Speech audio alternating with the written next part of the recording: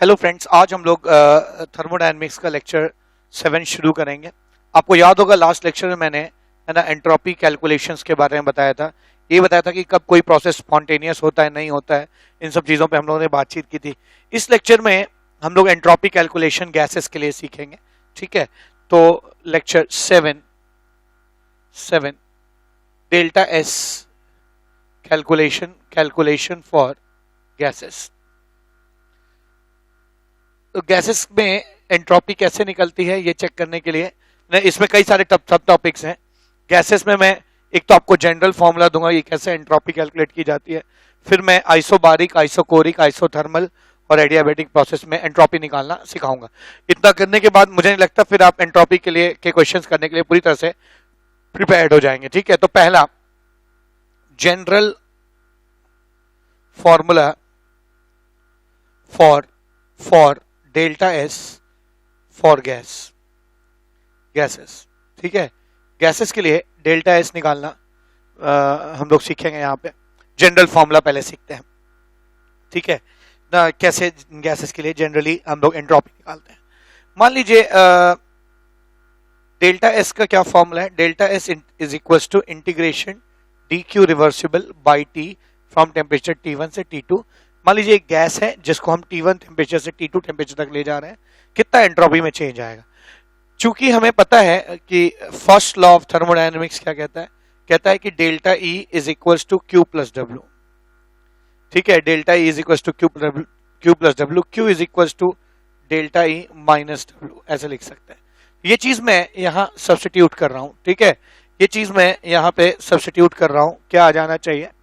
ठीक है, delta S is equals to integration T1 से T2, क्या आ जाएगा, delta E minus W by T. ठीक है, delta E minus W by T लिख सकता हूं। यहां पे क्या लिखा जा सकता है, डेल्टा ई को मैं लिख सकता हूं integration N CV D T minus, और वर्क डन का फॉर्मूला क्या होता है, माइनस पी डीवी। ठीक है, बाई टी फ्रॉम T1 से T2, T1 से T2 हो जाए। ठीक है, तो यहां पर मैं एंट्रोपी निकाल सकता हूं, delta S is equals to. ठीक है, यहां पे मैंने डेल्टा ई का formula N CV D T होता है, ये मैंने पहले पढ़ाया है लेक्चर नंबर 2 या 3 में। ठीक है, और work done minus P delta we होता है। ठीक है, तो आप एंट्रोपी कैलकुलेशन कैसे कर सकते हैं, entropy calculation is equals to T1 से T2। ठीक है, N CV D T plus PDV लिख सकते हैं, पीडीवी बाई टी लिख सकते हैं। ठीक है, ऐसे लिखा मैंने। अब मैं क्या लिख सकता हूं, delta S is equal to, of course ये सिस्टम का एंट्रोपी चेंज है। ठीक है, entropy change of a system containing है ना गैसेस है। अब इसको हम दो पार्ट्स में तोड़ सकते हैं, इंटीग्रेशन T1 से T2 N CV D T by T plus integration P by T from T1 से T2 डीवी। ठीक है, चूंकि हमें पता है कि PV इज इक्वल टू क्या होता है, nRT, so P by T can be written as nR by V। ठीक है, nR बाई V लिख सकते हैं। ठीक है, nR बाई V, तो ये P बाई टी को मैं ये रखने जा रहा हूं यहाँ पे, क्या आ जाएगा, entropy change of a gas containing system is equal to integration T1 से T2 n CV dt by T plus integration nR है ना dV बाई V। ठीक है, ऑफ कोर्स जब यहां मैं T1 रखूंगा तो वॉल्यूम कुछ ना कुछ आएगा, V1 वो यहां आ जाएगा, और जब यहां मैं T2 रखूंगा तो वॉल्यूम V2 आ जाएगा, यहां पे आ जाएगा। ठीक है ना, तो delta S system is equals to, ठीक है, एन सीवी आप कॉमन ले लीजिए, N CV integration D T by T from T1 to T2 plus है ना, यहाँ पे भी एन और आर दोनों कांस्टेंट होगा। अगर कोई सैंपल है गैस का, उसके मोल्स तो लीक करेंगे नहीं और ना ही आर चेंज करेगा। ठीक है, तो आप एन और आर को कांस्टेंट बाहर निकाल सकते हैं और इंटीग्रेशन V1 से V2 dV बाई V आ जाएगा। ठीक है, तो delta S system is equals to N C V L N T from T1 से T2 plus N R L N V from V1 से V2 लिख सकते हैं। ठीक है, delta S entropy of the system can be written as N C V है ना ln T2 minus ln T1 plus nr ln V 2 minus ln v1 लिखा मैंने, ठीक है। इसको हम लिख सकते हैं delta S system is equal to N C V L N T two by T one plus N R L N V two by V one, ठीक है। नेचुरल लॉग को लॉग बेस 10 में करने के लिए 2.303 मल्टीप्लाई करेंगे तो उस हिसाब से delta S of the system आ जाएगा 2.303 एन सी वी लॉग, है ना, T two by T one plus 2.303 N R log V two by V one. तो ये हमारा जो एंट्रोपी चेंज का फॉर्मूला आया ये किसी भी गैसियस सिस्टम के लिए ट्रू है, ठीक है। तो ये जनरल फॉर्मूला है, मैं व्यूअर्स को ये, है ना, सलाह दूंगा कि आप इसको याद रखिए क्योंकि किसी भी गैसियस सिस्टम के लिए, है ना, ये हमेशा एप्लीकेबल है, चाहे वो आइसोबारिक हो, चाहे आइसोथर्मल हो, चाहे एडियाबैटिक हो, चाहे, है ना, आइसोकोरिक हो, किसी भी प्रोसेस के लिए ये एंट्रोपी चेंज का फॉर्मूला, है ना, वैलिड है। अब आइए एक एक करके स्पेसिफिक होते हैं, है ना, एक एक करके एक स्पेसिफिक प्रोसेसेस अपनाते हैं और देखते हैं कि इस जनरल फॉर्मूले में क्या चेंजेस आते हैं। अभी हम लोगों ने देखा कि एक जनरल फॉर्मूला क्या था एंट्रोपी कैलकुलेशन का गैस के लिए, 2.303 N C V log T two by T one plus 2.303 N R log V two by V one, ये एक जनरल फॉर्मूला आ गया था। अब आइए, है ना, ये गैसेस का एंट्रोपी चेंज निकालने का एक जनरलाइज्ड फॉर्मूला है, ठीक है। आइए अब गैसेस की एंट्रोपी स्पेसिफिकली हम कुछ प्रोसेसेस में निकालते हैं। पहला आइसोकोरिक प्रोसेस, ठीक है, आइसोकोरिक प्रोसेस। अगर प्रोसेस आइसोकोरिक है, अगर प्रोसेस आइसोकोरिक है तो उसका वॉल्यूम जो है वो कांस्टेंट रहेगा। अगर वॉल्यूम कांस्टेंट रहेगा, मतलब आइसोकोरिक प्रोसेस का मतलब हो गया है कि आपने एक पिस्टन सिलेंडर अरेंजमेंट लिया और आपने हिंडर कर दिया है पिस्टन को मूव करने से। अब पिस्टन मूव नहीं कर सकता, ठीक है ना, पिस्टन को आप मूव नहीं कर सकते, ये फंसा हुआ है ऐसे, ठीक है। अब ये हिल डुल नहीं सकता, इसका वॉल्यूम कांस्टेंट है, यानी चेंज इन वॉल्यूम 0 होगा, ठीक है। यानी V1 और V2 दोनों की वैल्यू क्या आएगी, सेम आएगी। तो आप इस जनरल फॉर्मूले में V1 और V2 की वैल्यू क्या रख सकते हैं, सेम रख सकते हैं, ठीक है। तो एंट्रोपी कितना आ जाएगा, delta S system is equals to 2.303 N R N C V log T2 by T1 plus 2.303 N R log V2 by V1। V2 और V1 कैंसिल हो जाएगा क्योंकि दोनों की वैल्यू बराबर है ना, ये चीज 1 आ जाएगी। log 1 इज 0, log 1 की वैल्यू 0 हो जाएगी, ठीक है। यानी मैं कह सकता हूं कि entropy of the such kind of system is equal to 2.303 N C V log T2 by T1 ही रह जाएगा। लेकिन अभी इस फॉर्मूले में हम कुछ चेंजेस ला सकते हैं। क्या ला सकते हैं, जहां कहीं भी वॉल्यूम कांस्टेंट हो वहां पे हम लोग कह सकते हैं P1 by T1 is equal to क्या होता है, P2 बाई T2, यानी T2 बाई T1 को हम लोग क्या लिख सकते हैं, P2 बाई P1 लिख सकते हैं, ठीक है। तो ये यहाँ पे हम लोग चेंजेस ला सकते हैं। और क्या समझ में आएगा, है ना, ये समझ में आया कि एंट्रोपी चेंज अगर मैं आइसोकोरिक प्रोसेस में निकाल रहा हूं तो एंट्रोपी चेंज के दो फॉर्मूले हो जाएंगे, 2.303 एन सी वी लॉग क्या T2 बाई T1 या P2 बाई P1 हो जाएगा, ठीक है। ये आइसोकोरिक प्रोसेस का एंट्रोपी चेंज हो गया, ठीक है ना। तो इस फॉर्मूले को व्यूअर्स याद रखें, ठीक है। कभी भी अगर आपको डायरेक्ट निकालने की जरूरत पड़े तो delta S system is equal to 2.303 N C V log T2 by T1 या P2 बाई P1 लिख सकते हैं, ठीक है। अगला प्रोसेस आइसोबारिक प्रोसेस। अगर प्रोसेस आइसोबारिक है तो आप क्या कर सकते हैं, अगर प्रोसेस आइसोबारिक है तो इसका मतलब है कि पिस्टन को फ्री छोड़ दिया गया है मूव करने के लिए, ठीक है, ताकि अंदर और बाहर का प्रेशर हमेशा बराबर रहे।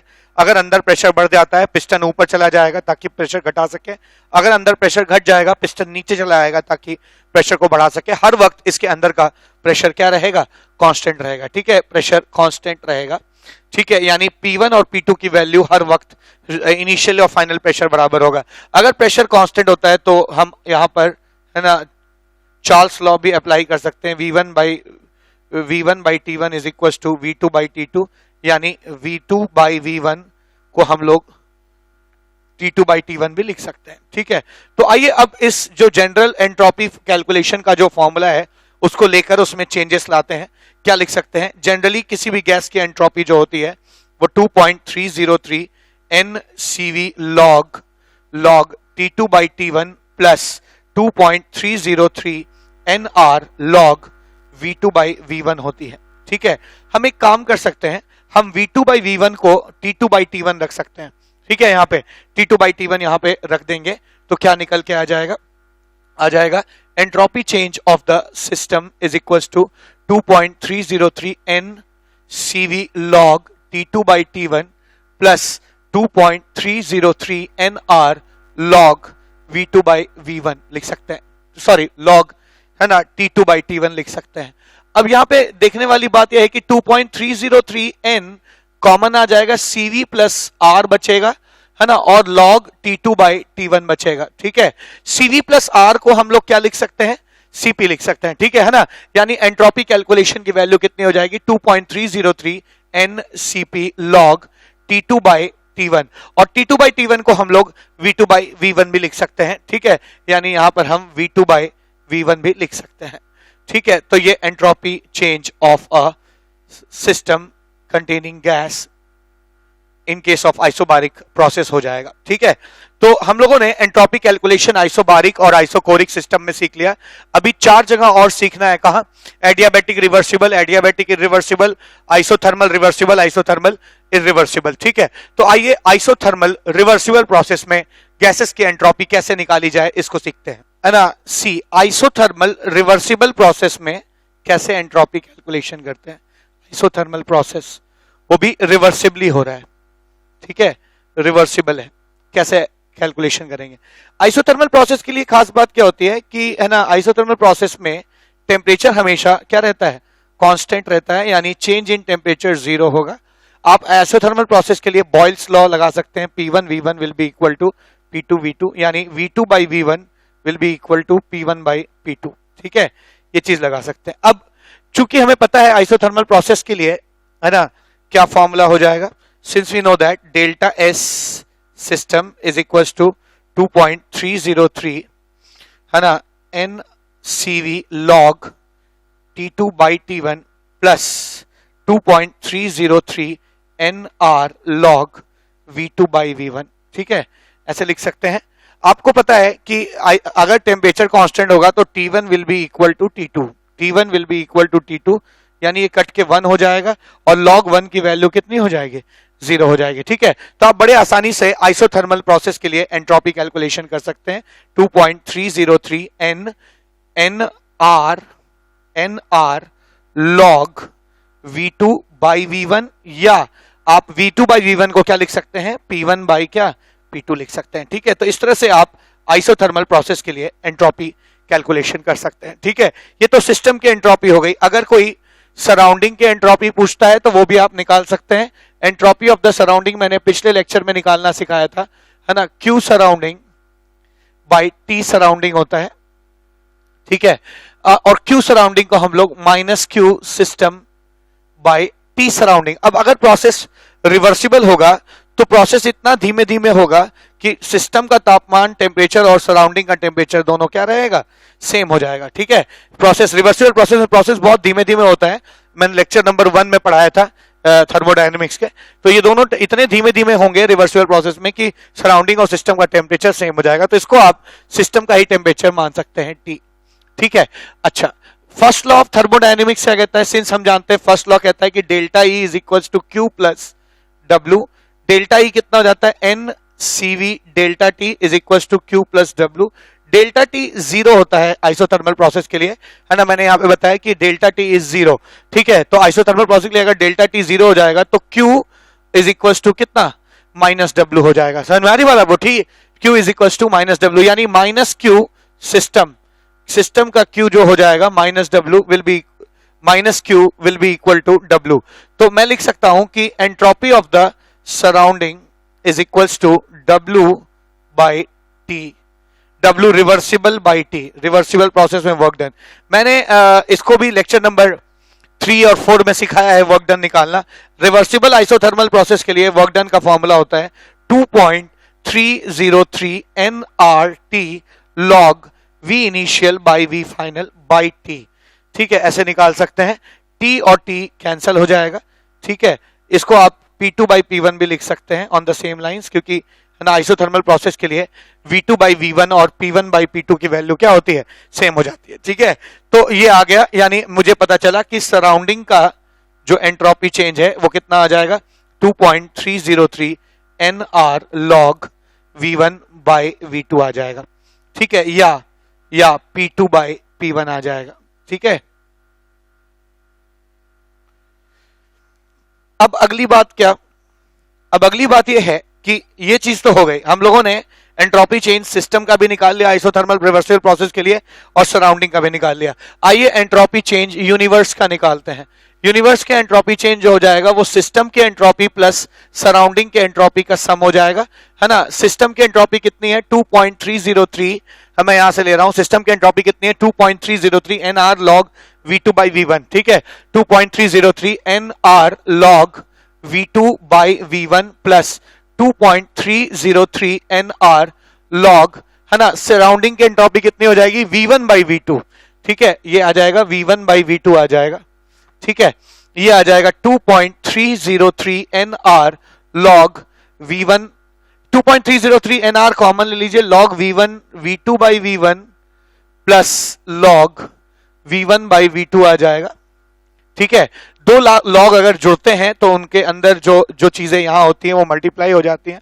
ठीक है ना, 2.303 NR log V2 by V1 into V1 by V2 हो जाएगा, ये कैंसिल ये 1 आ जाएगा, और log 1 की वैल्यू कितनी हो जाएगी, 0, यानी, है ना, रिवर्सिबल आइसोथर्मल प्रोसेस में यूनिवर्स की एंट्रोपी होनी भी चाहिए थी, इसलिए क्योंकि जितने भी रिवर्सिबल प्रोसेस होते हैं वो इतने धीमे धीमे होते हैं कि सराउंडिंग के साथ, है ना, आइसोथर्मल केस में सराउंडिंग के साथ इक्विलिब्रियम स्टैब्लिश हो जाएगा, और जहां कहीं भी इक्विलिब्रियम होता है वहां यूनिवर्स की एंट्रोपी जो है ना, 0 निकल के ही आती है। ऐसा मैंने, है ना, लेक्चर नंबर 6 में पढ़ाया था जब मैं second law of thermodynamics define कर रहा था।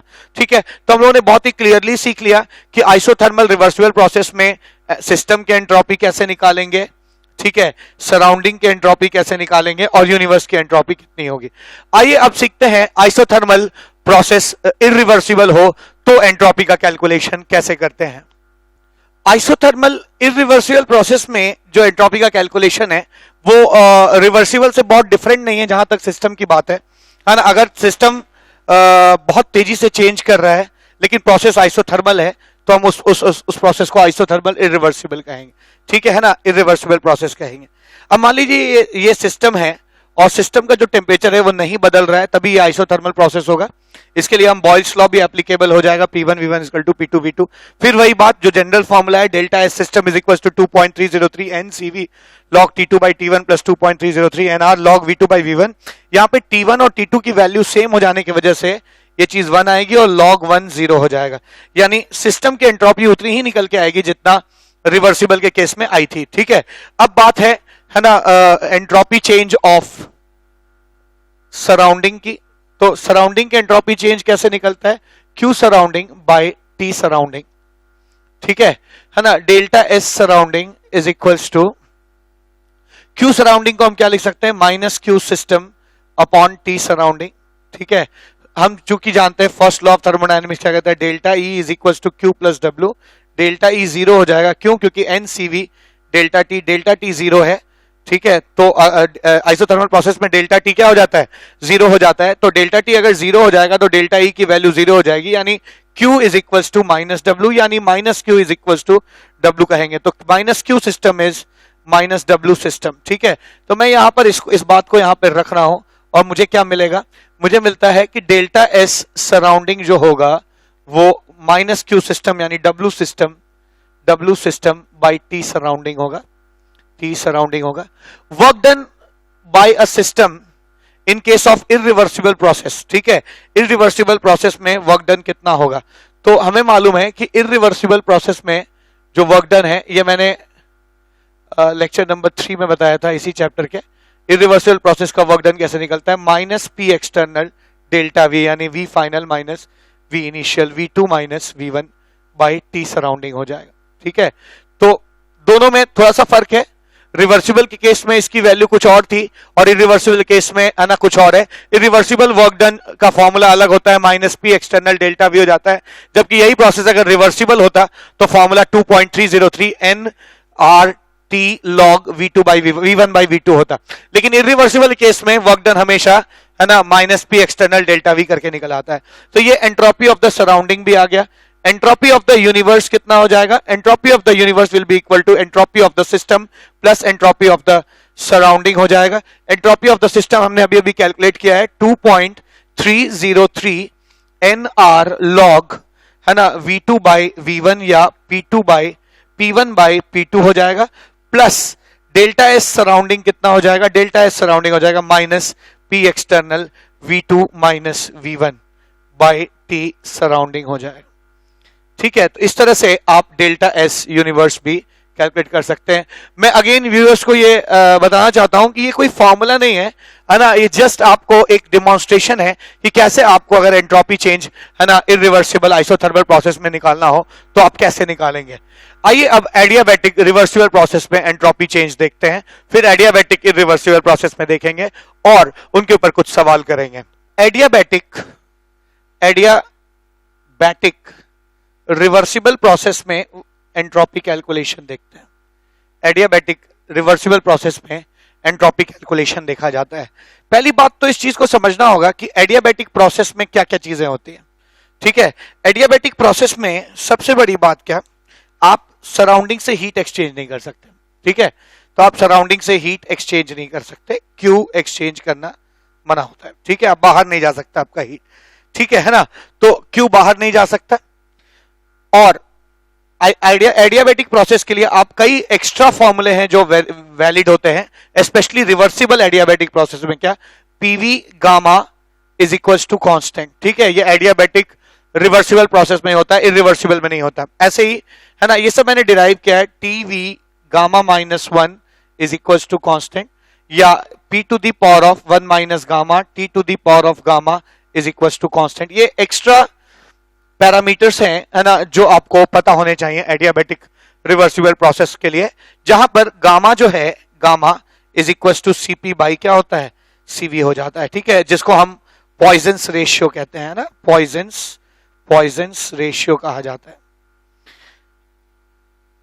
आइए एडियाबैटिक रिवर्सिबल प्रोसेस के लिए हम लोग एंट्रोपी कैलकुलेशन करते हैं है ना। सिंस हम जानते हैं कि गैसेस के लिए जनरल एंट्रोपी कैलकुलेशन, किसी भी सिस्टम जिसमें गैस भरी हो, जनरल फॉर्मूला क्या हो जाता है, 2.303 NCV log T2 by T1 plus 2.303 NR log V2 by V1, ये फॉर्मूला हो जाता है। ठीक है ना, तो आप देख सकते हैं कि हम इसको क्या लिख सकते हैं, इसको लिख सकते हैं, आपको पता होगा, सिंस हम जानते हैं, ये बात मैं पहले भी कई बार बता चुका हूं, सीपी माइनस सीवी आर होता है और सीपी बाई सीवी जो है वो गामा होता है, यानी आप सीपी को गामा सीवी कह सकते हैं। इस चीज को यहां रखने पर क्या मिलेगा आपको, gamma CV minus CV is equal to R, CV into gamma minus 1 is equal to R, CV is equal to R by gamma minus 1। इस चीज को आप यहां रख दीजिए।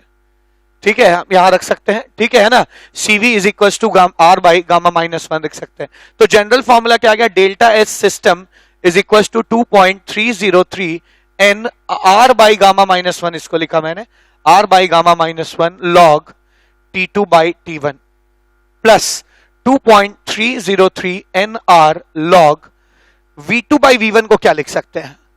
ठीक है, तो V2 बाई V1 को क्या लिख सकते हैं, आप देखिए यहां पर आप क्या लिख सकते हैं, हम लिख सकते हैं T1 V1 to the power of gamma minus 1 is equals to है ना T2 V2 to the power of gamma minus 1, यानी T2 बाई T1 को हम क्या लिख सकते हैं, T2 बाई T1 को हम लिख सकते हैं है ना, T2 बाई T1 को लिख सकते हैं V1 बाई V2 का पावर, T2 बाई T1 को लिख सकते हैं V2 by V1 to the power of क्या, गामा माइनस 1 लिख सकते हैं। ठीक है, T2 बाई T1 को, तो यहां पर हम T2 बाई T1 को है ना, हम लोगों को ये लिखना चाहिए क्या, T2 बाई T1 को लिखना चाहिए V1 by V2 gamma minus 1। ठीक है, यहां मैं चेंज ला रहा हूं, यहां पे T2 बाई T1 को मैं लिख रहा हूं V1 by V2 to the power of gamma minus 1 plus, बाकी ये चीज तो ऐसी एज इट इज रह जाएगी, 2.303 NR log V2 by V1। ठीक है, ऐसे लिखा जा सकता है, ये पावर है,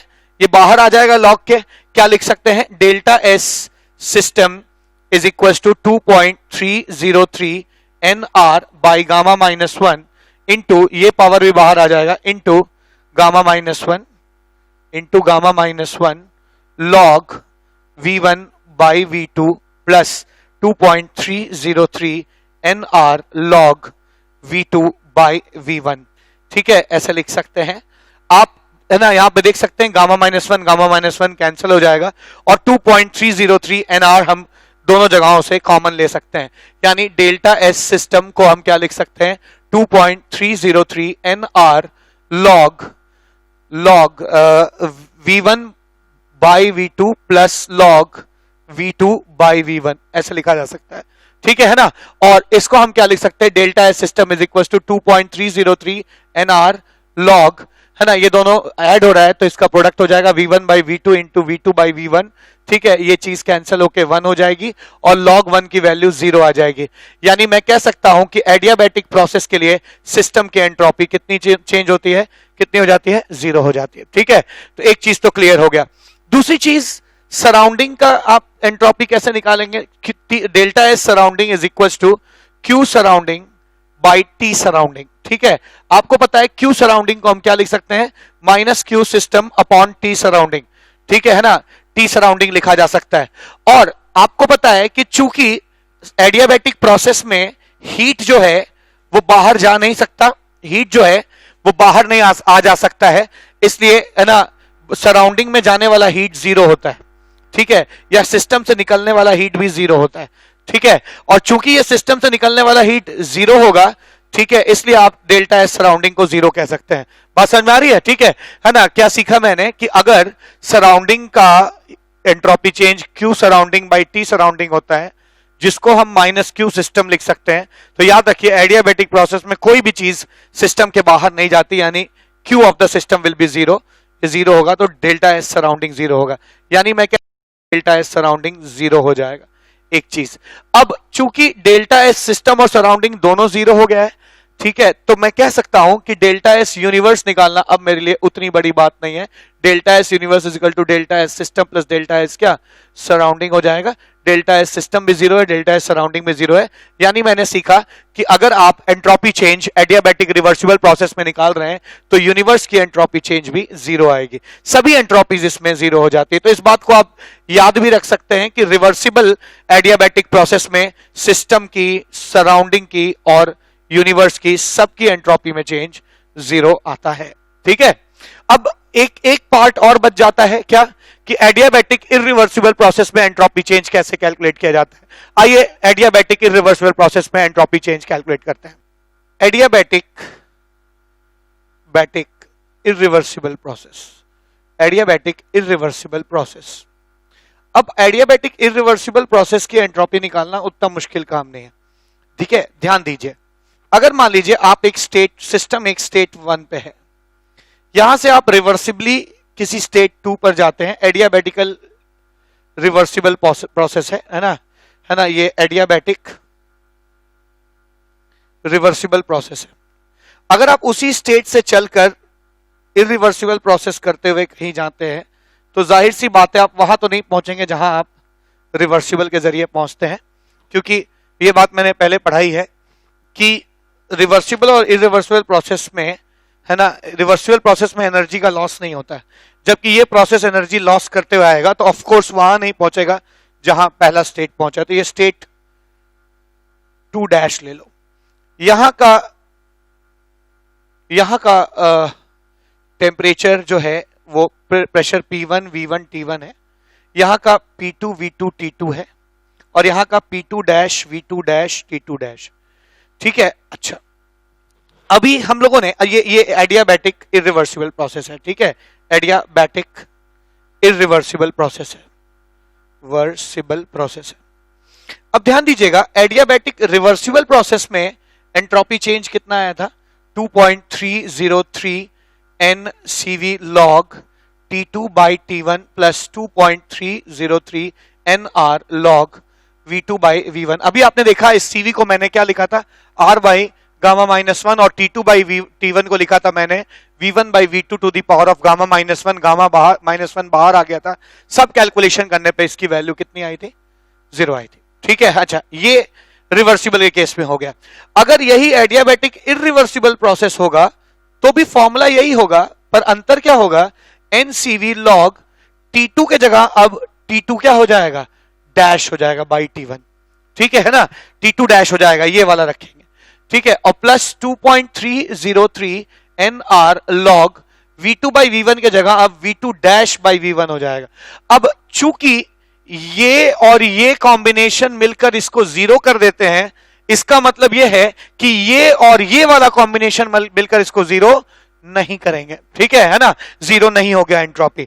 ठीक है, तो इसका मतलब आप देखिएगा अगर प्रोसेस इरिवर्सिबली हो रहा है तो जनरली इसकी वैल्यू ग्रेटर देन जीरो आएगी। तो याद रखिए है ना, सिस्टम का एंट्रोपी चेंज एडियाबैटिक के लिए भी वही फॉर्मूला होगा जो एडियाबैटिक रिवर्सिबल के लिए भी वही फॉर्मूला होगा जो रिवर्सिबल के लिए था।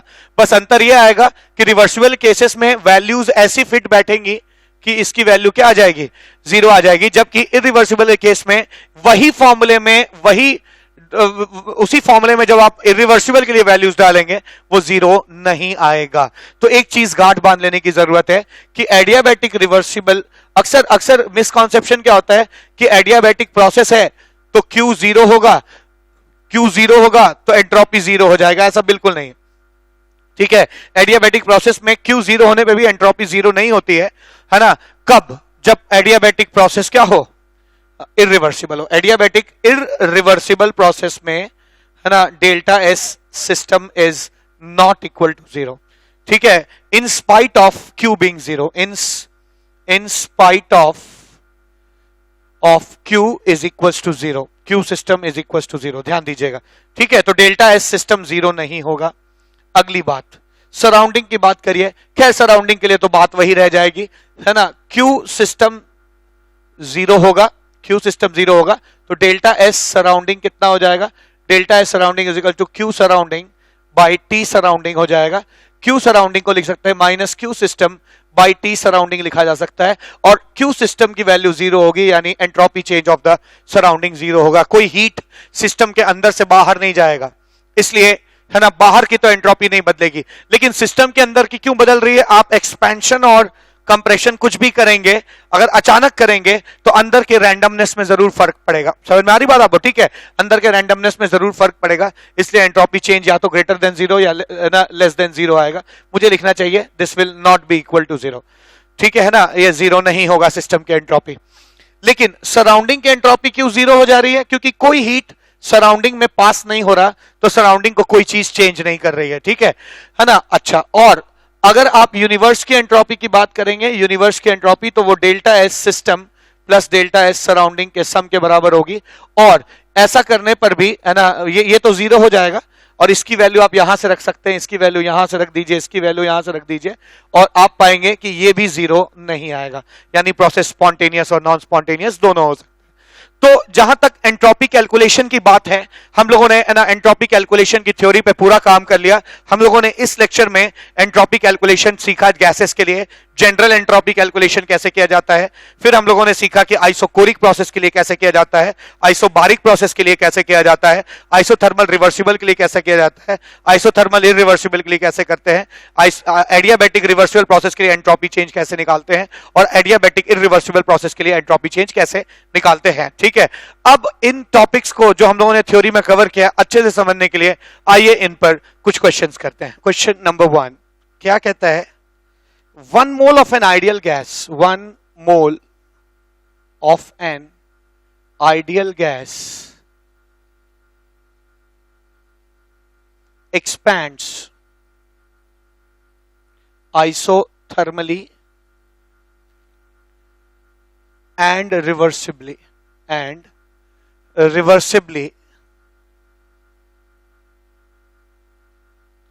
from a volume of 10 liters to 20 liters.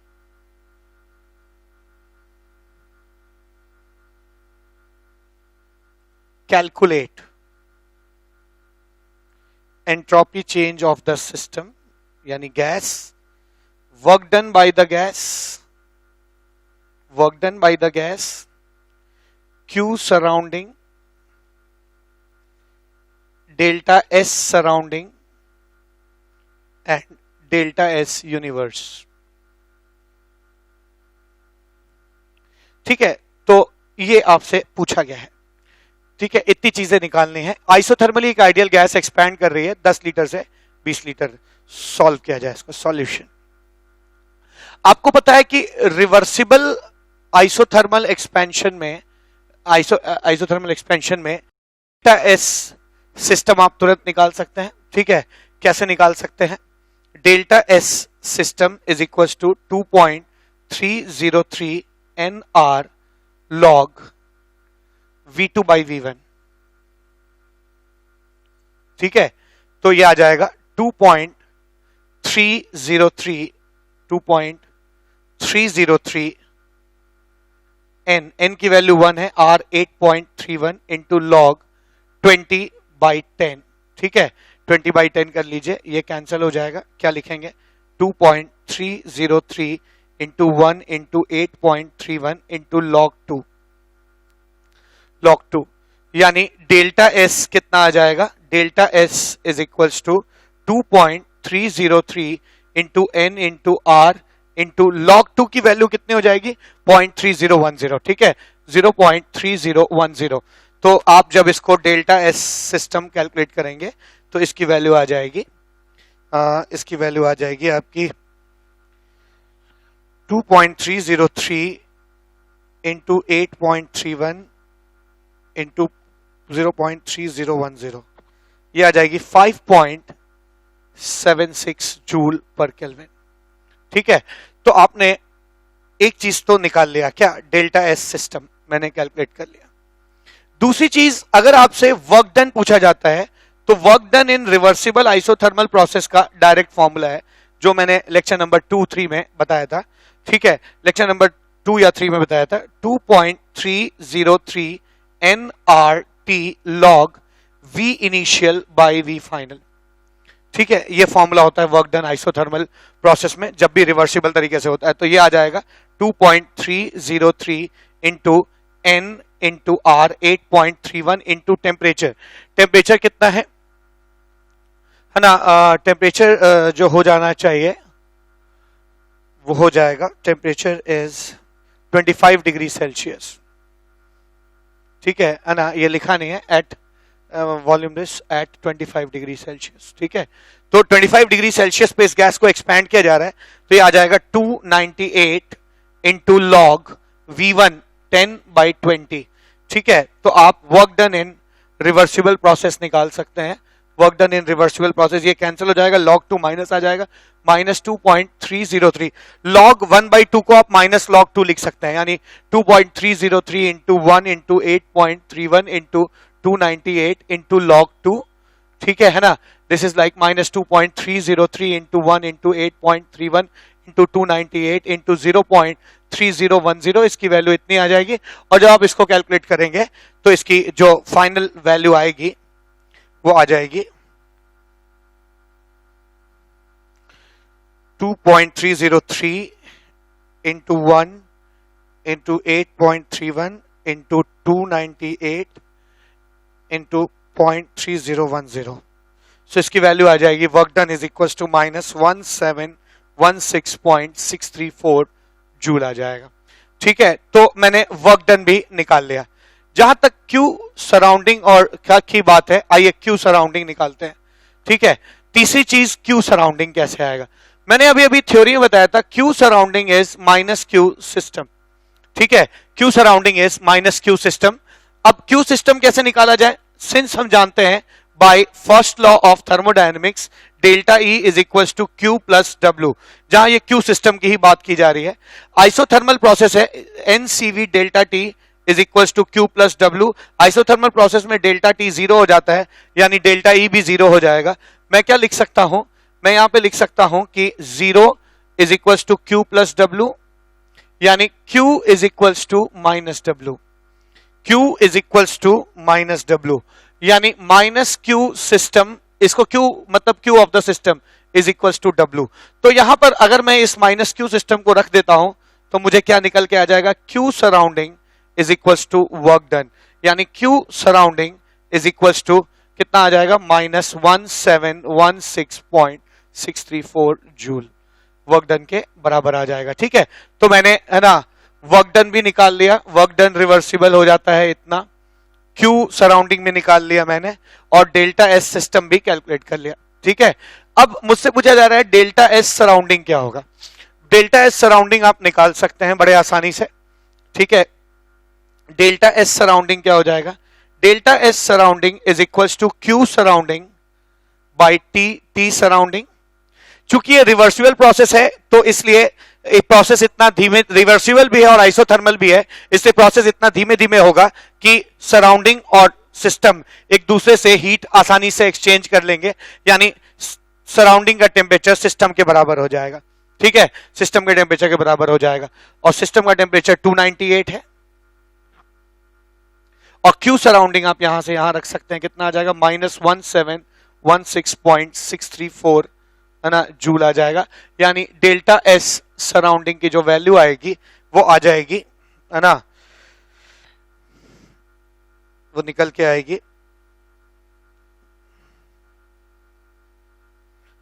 निकल के आ जाएगी -5.76 जूल पर केल्विन। ठीक है, तो ये डेल्टा एस सराउंडिंग भी हम लोगों ने कैलकुलेट कर लिया। अब बात बस रह जाती है क्या, डेल्टा एस यूनिवर्स की। ठीक है, तो डेल्टा एस यूनिवर्स कैसे कैलकुलेट हो जाएगा, delta S universe is equals to delta S system plus delta S surrounding.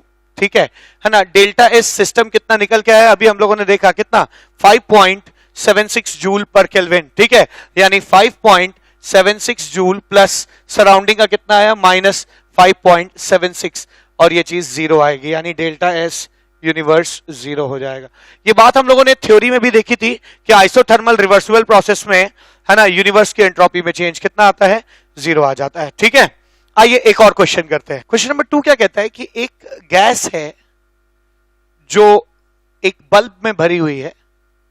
ठीक है, और ये बल्ब में भरी हुई है, इसके अंदर एक हाफ में गैस है, इसका वॉल्यूम 10 लीटर्स है, इसका भी 10 लीटर है। कहा जा रहा है कि इस स्टॉप कॉक को अगर हम खोल देते हैं, ठीक है, स्टॉप कॉक को अगर हम खोल देते हैं तो क्या होगा, गैस रश कर जाएगी दूसरे चेंबर में। ठीक है ना, गैस रश कर जाएगी दूसरे चेंबर में, और अच्छी बात यह है कि ऐसा करते वक्त ये पूरा फैल गई मान लीजिए। ठीक है, अब इसका वॉल्यूम 20 लीटर हो गया। ठीक है, ऑफ कोर्स स्टॉप कॉक तो वही है लेकिन वो खुल गया है। ठीक है, ओपन है। अब क्वेश्चन कहा जा रहा है कि क्वेश्चन कहता है कि ये सारा प्रोसेस आइसोथर्मल है। द प्रोसेस इज आइसोथर्मल, मतलब हीट में चेंज नहीं आएगा। ठीक है ना, आइसोथर्मल प्रोसेस है, हीट में चेंज नहीं आ रहा, और आपको कैलकुलेट क्या करना है, वही सारी चीजें तो पिछली क्वेश्चन में किया है। Calculate entropy change of the system, calculate work done by the system, calculate है ना heat exchange with the surrounding, heat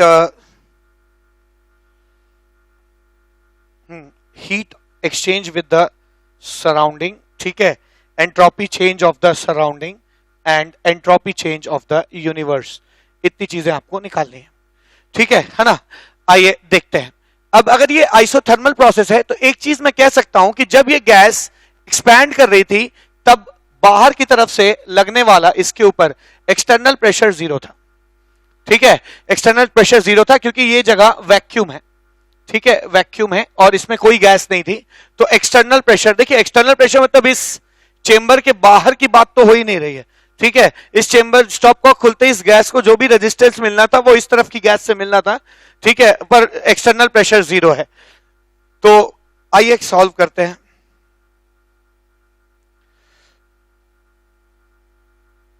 work done तो हम तुरंत निकाल सकते हैं। कैसे वर्क डन, ये आप देख सकते हैं गैस अचानक एक्सपैंड की है।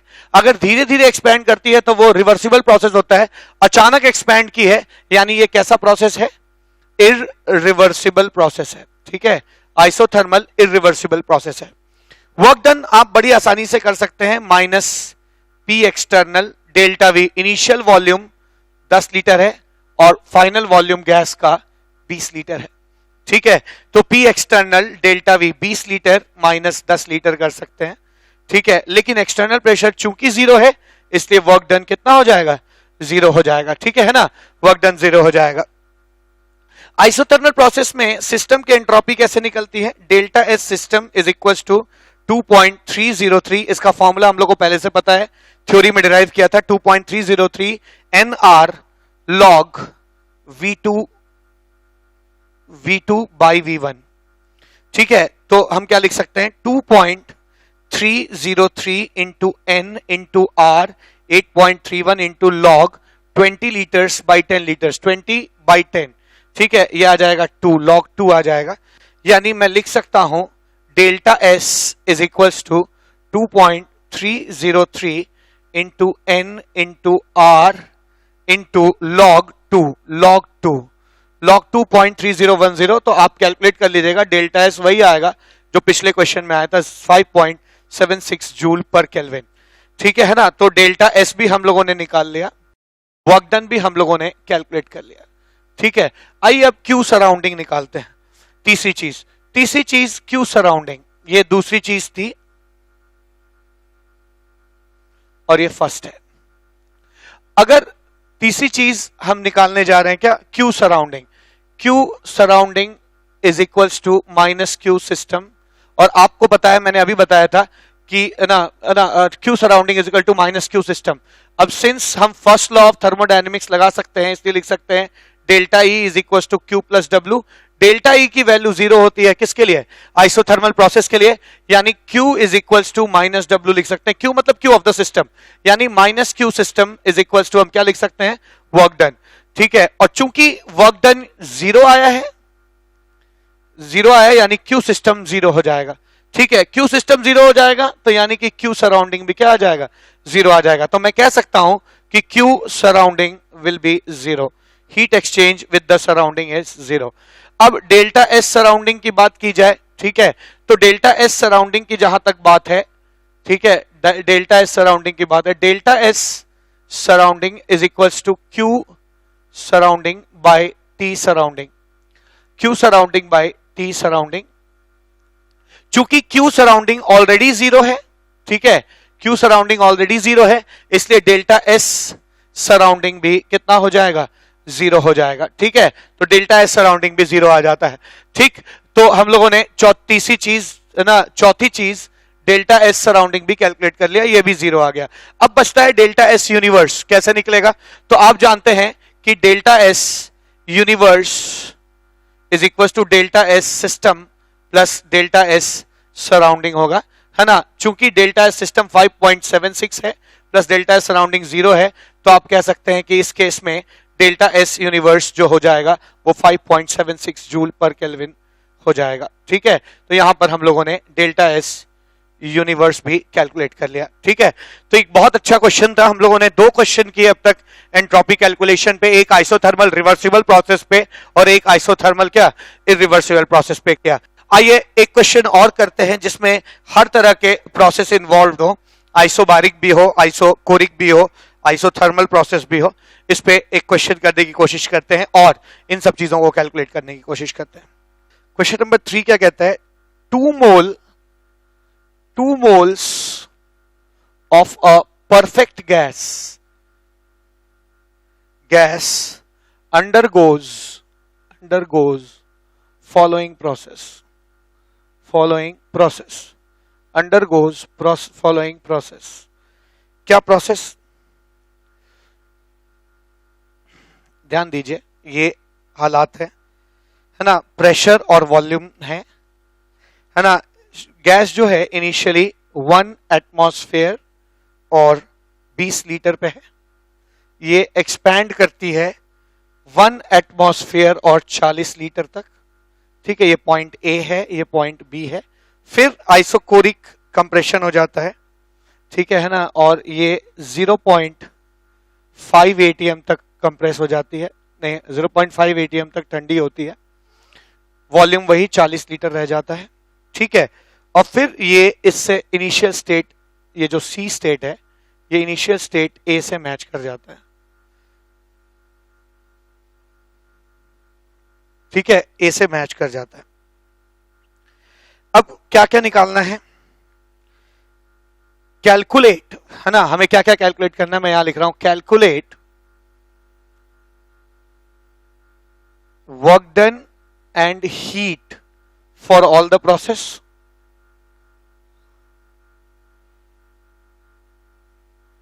All the process and second thing, delta E, delta H and delta S for overall process, for overall process.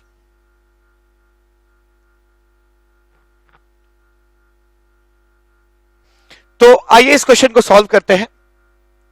हमें मालूम है कि इंटरनल एनर्जी एंथैल्पी और इंटरनल एनर्जी एंथैल्पी और एंट्रोपी स्टेट फंक्शन है, और चूंकि इनिशियल स्टेट और फाइनल स्टेट सेम है इसलिए दोनों स्टेट फंक्शंस की वैल्यू सेम आएगी, इसलिए इनका चेंज जीरो आएगा. तो मैं कह सकता हूं कि डेल्टा ई की वैल्यू ई इनिशियल माइनस ई फाइनल जो आएगी, चूंकि स्टेट फंक्शन है तो दोनों की वैल्यू सेम होगी, क्योंकि पहला स्टेट ए है और आखिरी स्टेट भी ए है, तो इन दोनों की वैल्यू सेम होगी तो जीरो आएगा. उसी तर्ज पर डेल्टा एच भी जीरो हो जाएगा, उसी तर्ज पे डेल्टा एस भी जीरो हो जाएगा. तो ये चीज तो निकल आई. अब आइए, पहला पार्ट तो हो गया. दूसरा पार्ट क्या, ये सेकंड पार्ट था एक्चुअली, है ना, एक चीज हो गई. सेकंड चीज क्या, आइए टोटल वर्क डन निकालते हैं. ठीक है, टोटल वर्क डन निकालते हैं. तो total work done for all the process, overall work done निकालना है प्रोसेसेस का. तो ओवरऑल वर्क डन जो होगा वो हो जाएगा W1 plus W2 plus W3. ठीक है, W1 plus W2 plus W3 के बराबर हो जाएगा. ठीक है, W1 कितना आएगा, तो आप जानिए ए बी एक आइसोबारिक प्रोसेस है, ए बी एक आइसोबारिक प्रोसेस है, तो इसका वर्क डन W1 कैसे आ जाएगा, work done is equal to minus P external V final minus V initial delta V आ जाएगा, minus P external delta V. ठीक है ना, ये माइनस पी एक्सटर्नल, चूंकि ये रिवर्सिबल प्रोसेस है. कैसे पता रिवर्सिबल है, क्योंकि इसका क्या ग्राफ प्लॉट किया गया है. रिवर्सिबल प्रोसेस का ही आप ग्राफ प्लॉट कर पाते हैं. ठीक है, तो चूंकि ये रिवर्सिबल प्रोसेस है तो एक्सटर्नल प्रेशर और गैस का प्रेशर सेम होगा, यानी पी एक्सटर्नल को हम 1 एटमॉस्फेयर लिख सकते हैं, है ना. फाइनल वॉल्यूम 40 लीटर है, इनिशियल वॉल्यूम 20 लीटर है. आप इसको लिख सकते हैं माइनस 1 ATM इंटू 20 लीटर्स, यानी माइनस 20 एटमॉस्फेयर लीटर. ठीक है, और 20 एटमॉस्फेयर लीटर है तो इसमें आप 101.3 जूल मल्टीप्लाई कर दीजिए, क्या आ जाएगा, है ना. Work done in first process is equals to, क्या आ जाएगा, माइनस 2026. ठीक है, 2026 जूल. एक बात, इसको let it be equation number 1. दूसरी चीज क्या, यह वर्क डन W1 आ गया. ठीक है, W2 निकालते हैं. W2, अब B और C एक आइसोकोरिक प्रोसेस है. ठीक है, BC एक आइसोकोरिक प्रोसेस है जिसमें डेल्टा V जीरो है. तो अगर तुम वर्क डन निकालोगे W2 is equal to minus P external delta V zero आ जाएगा, यानी work done in the second process is zero. ठीक है ना, आइसोकोरिक प्रोसेस में जीरो हो गया. CA कैसा प्रोसेस है देखा जाए, मैं देख सकता हूं कि CA एक आइसोथर्मल प्रोसेस है.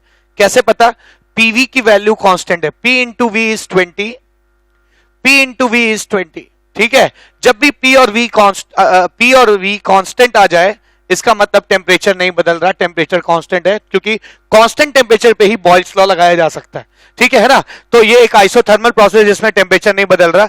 अगर CA एक आइसोथर्मल प्रोसेस है, अगर CA एक आइसोथर्मल प्रोसेस है तो मैं कह सकता हूं कि आइसोथर्मल प्रोसेस में वर्क डन क्या होता है, work done in reversible isothermal process is 2.303 nRT log V initial by V final. nRT ना पता हो तो आप उसके जगह पे PV रख सकते हैं. ठीक है, इसकी वैल्यू कितनी आ जाएगी, 2.303 P into V, PV log V initial by V final. कौन सा PV रख सकते हैं, कोई भी PV रख सकते हैं, क्योंकि P इंटू V क्या है, कांस्टेंट है. ठीक है, तो कोई भी PV रख सकते हैं. तो ये क्या आ जाएगा, work done in third process W3 will be equal to, W3 is equals to 2.303 P, PV यही रख दो, 40 इंटू 0.5, 20 एटमॉस्फेयर लीटर, है ना. 20 एटमॉस्फेयर लीटर है, इसको जूल में बदलने के लिए 101.3 से मल्टीप्लाई कर दीजिए. लॉग V इनिशियल कितना है इसका, यहाँ पे 40 लीटर और V फाइनल कितना है यहाँ पे 20 लीटर, यानी 40/20 कर दीजिए, 40/20 ये हो जाएगा 2 log 2 हो गया। Work done W3 is equal to 2.303 into 20 into 101.3 log 2, ठीक है ना। और ये आ जाएगा W3 is equal to 2.303 into है ना 2026 इंटू log 2 की वैल्यू आ जाएगी 0.3010, ठीक है। अगर आप इसको ओवरऑल कैलकुलेट करेंगे तो वर्क डन की वैल्यू आ जाएगी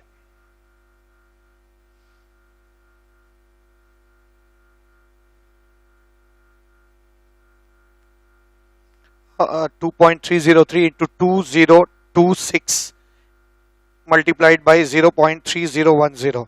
So this is like work done in this process is है ना 1404.42 जूल्स, ठीक है 0.42 जूल्स, 4 को नेगलेक्ट कर दीजिए, इतना जूल।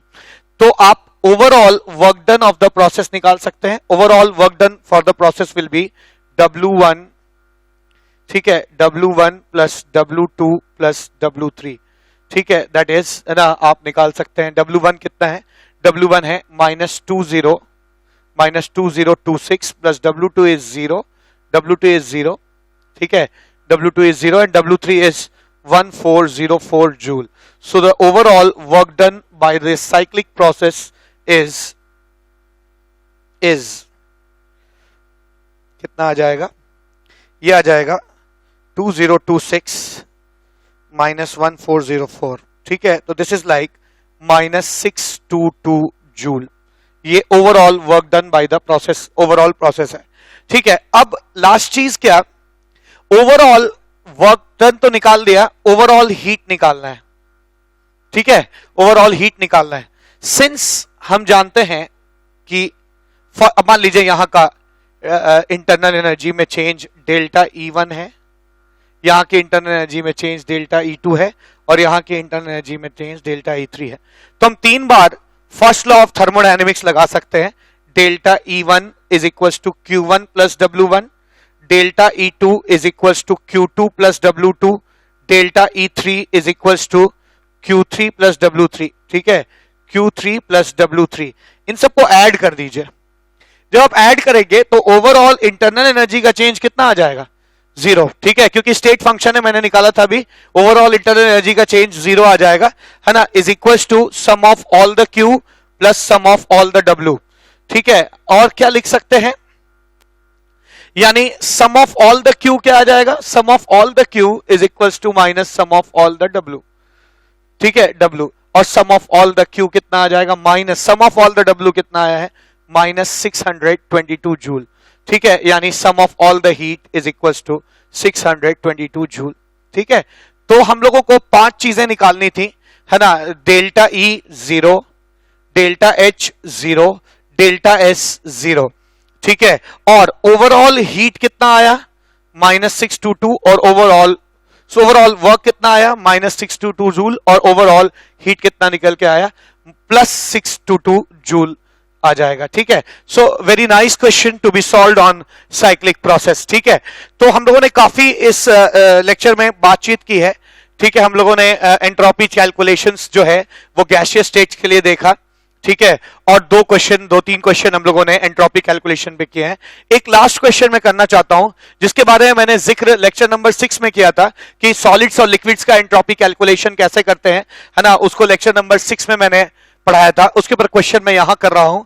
अगर किसी को नहीं समझ में आता है तो सॉलिड्स और लिक्विड्स का एंट्रोपी कैलकुलेशन वो लेक्चर नंबर 6 में जाकर देख सकते हैं, फिर ये क्वेश्चन को सॉल्व कर सकते हैं। तो आइए लास्ट क्वेश्चन करते हैं इस लेक्चर का। क्वेश्चन नंबर 4 क्या कहता है, calculate the change in entropy, calculate the change in entropy when 2 moles of ice is heated from -10 degrees Celsius to +10 degrees Celsius. Given molar heat capacity of ice is molar heat capacity of ice is 37.7 joule per mole per Kelvin, है ना, per mole per Kelvin, and molar heat capacity of water is plus 75.3 joule per Kelvin per mole, and molar enthalpy of fusion, and molar enthalpy of fusion is 6.01 kilojoule per mole.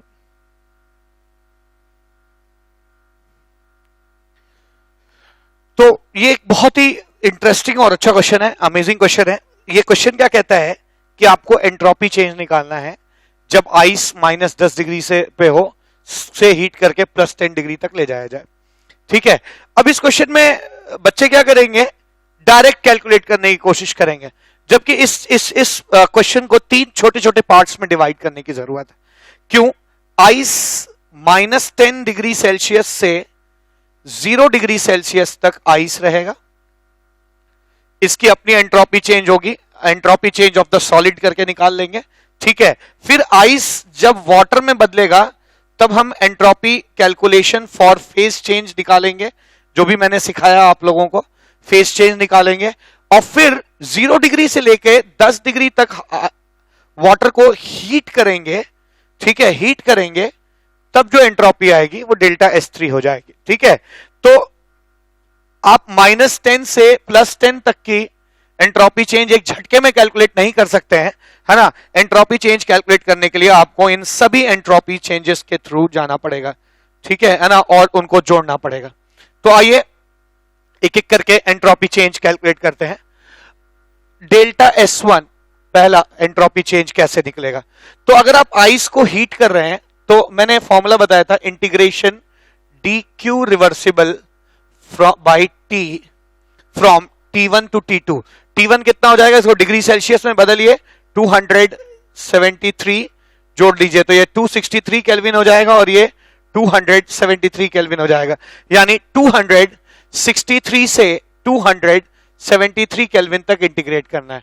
अब Q के कई फॉर्मूले होते हैं, Q is equal to M C delta T भी लग सकता है, Q is equal to N C molar into delta T भी लग सकता है। ठीक है, यहां पर C molar into delta T इसलिए लगेगा क्योंकि मोलर हीट कैपेसिटी दिया है।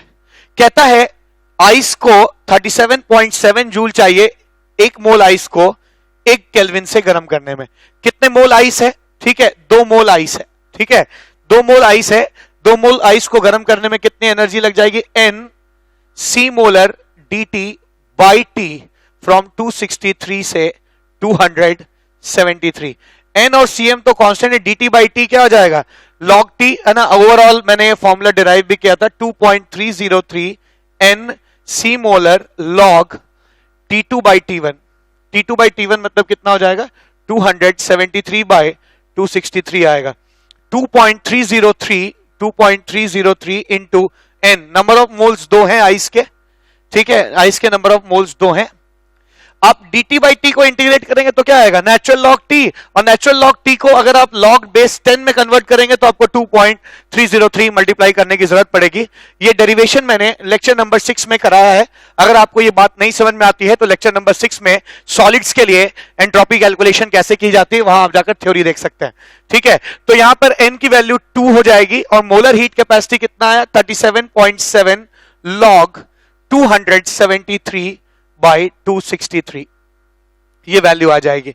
ठीक है, ऐसे ही एंट्रोपी कैलकुलेशन डेल्टा S2 भी आप कर सकते हैं, है ना। फेज चेंज के लिए, फेज चेंज के लिए मैंने बताया था डायरेक्ट फॉर्मूला, है ना, कि M into latent heat of fusion bye melting point. ठीक है, पानी का मेल्टिंग पॉइंट कितना है? 273 केल्विन है, और ml latent heat of fusion अगर कैलोरीज या जूल पर ग्राम में होता है तो m लिखेंगे।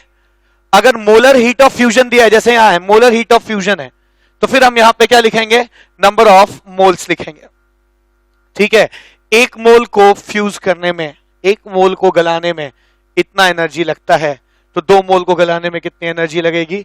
2 इंटू 6.01 इंटू 1000 ताकि हम उसको केल्विन में जूल में कन्वर्ट कर सकें, यानी 2 इंटू 6010 बाई 273 यानी 1220 बाई 273 जूल पर केल्विन, जूल पर केल्विन।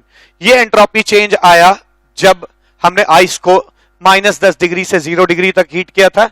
ये एंट्रोपी चेंज आया डेल्टा S2 जब मैंने आइस को 0 डिग्री से, है ना, वाटर में 0 डिग्री में कन्वर्ट किया, तो इतना एंट्रोपी में चेंज आया। और लास्टली अगर हम वाटर को हीट करेंगे 0 डिग्री से 10 डिग्री सेल्सियस पे, तो कितना एंट्रोपी में चेंज आएगा। सेम ऊपर वाला फॉर्मूला लगा देते हैं, है ना, वही आ जाएगा, इंटीग्रेशन 273 से 283, है ना, और n